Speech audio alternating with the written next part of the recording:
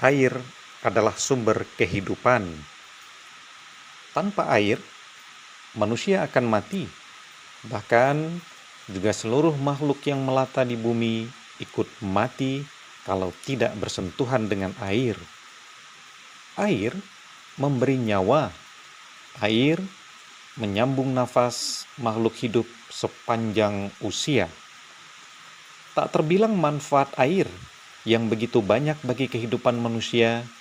Ketika dahaga, manusia mencari air untuk diminumnya. Begitupun, air digunakan untuk menunjang kebutuhan sehari-hari, seperti mandi, mencuci, memasak, membersihkan kotoran, menyiram tanaman, mengaliri sawah, minuman ternak, hingga digunakan sebagai bahan campuran semen untuk membuat bangunan. Manusia yang hidup di zaman purba selalu mencari tempat tinggal di dekat sumber-sumber air, sungai, danau, rawa, maupun laut. Di sanalah mereka membangun peradaban, dan para arkeolog sering menemukan jejak kehidupan suatu bangsa yang telah punah di dekat sumber-sumber air itu. Sudah tentu, sejak manusia pertama hidup di bumi, air menjadi konsumsi yang tak pernah henti hingga kini. Begitupun di zaman modern sekarang ini, pemukiman-pemukiman penduduk bertumbuhan di bantaran-bantaran sungai, tepian danau, pinggiran laut dengan berbagai arsitektur indah. Meski kadangkala pada masa-masa tertentu air menjadi musuh manusia yang bikin resah sebab mendatangkan musibah seperti tsunami, banjir bandang, air bah yang tidak sedikit menjatuhkan korban jiwa. Konon, kata orang, air yang baik adalah air yang mengalir bersumber dari mata air. Air yang langsung keluar dari mata air biasanya jernih, bening, harum aromanya, sejuk pula dipandang mata. Di pegunungan, banyak sumber mata air yang mengalir membentuk anak sungai, lalu mengalir terus ke laut, dan dalam peraliran itu, air yang keluar dari sumbernya berjalan jauh ribuan kilometer menuju muara. Di perjalanan, air berbenturan dengan batu, pasir, daun-daunan, ranting pepohonan, dan segala benda alam lainnya. Namun, ternyata dalam benturan-benturan itu, air yang mengalir kondisinya semakin jernih dan berhasil menempuh perjalanan panjang hingga ia menemukan laut, induk dari segala air. Kalau air tidak mengalir atau tidak dialirkan, sudah dapat dibayangkan apa yang akan terjadi dengan kondisi air itu.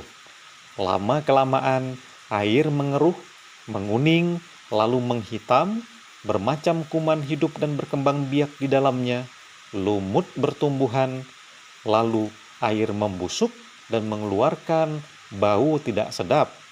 Jika dibiarkan berlama-lama dalam kondisi seperti itu, maka air tersebut menjadi sumber segala penyakit, tempat berkembang biak nyamuk dan bakteri yang membawa wabah.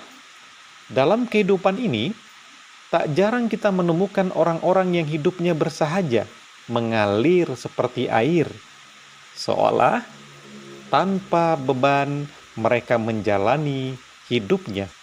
Bukan tidak ada masalah, tapi mereka mampu mengelola masalah menjadi energi positif.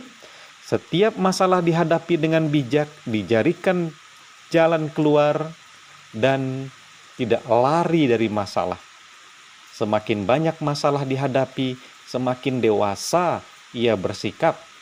Semua persoalan digantungkan kepada Tuhan, sebab Tuhan yang memberi cobaan untuk menguji sejauh mana batas keimanan hamba-Nya. Inilah sebaik-baik manusia dalam kehidupan. Syukur dan sabar menjadi landasan hidup mereka.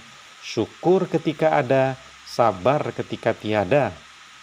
Jika mereka menjadi kepala keluarga dalam rumah tangga, menjadi nahkoda yang baik.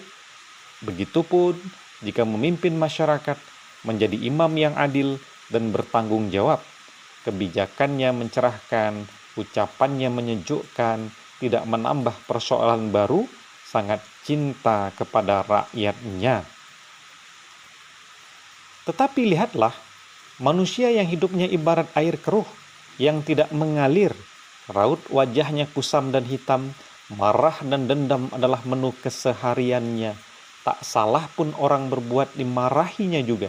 Sikapnya egois, sombong, angkuh, takabur, dan merasa paling benar sendiri. Segala masalah tak mampu disikapinya secara bijak, energi positif di tubuhnya terbuang percuma. Jika ia menjadi pemimpin di tengah masyarakat, menjadi pemimpin yang zalimlah dia. Hatinya busuk, kotor, dan perilakunya jauh dari segala norma yang dianut masyarakat. Menjadi air adalah pilihan. Menjadi dewasa juga pilihan. Semua akan berpulang pada diri sendiri, pun seperti menciptakan kebahagiaan melalui air-air yang dibagi, bukan disembunyikan, atau untuk diteguk sendiri. Selamat menyambut tahun 2022 yang ranum, dan jangan biarkan gabak risau membukit, halau dengan doa-doa, sepalung harapan di lautan kata-kata yang terus dialirkan sepanjang sungai-sungai kehidupan di liku dan lekuk musim yang terus berganti.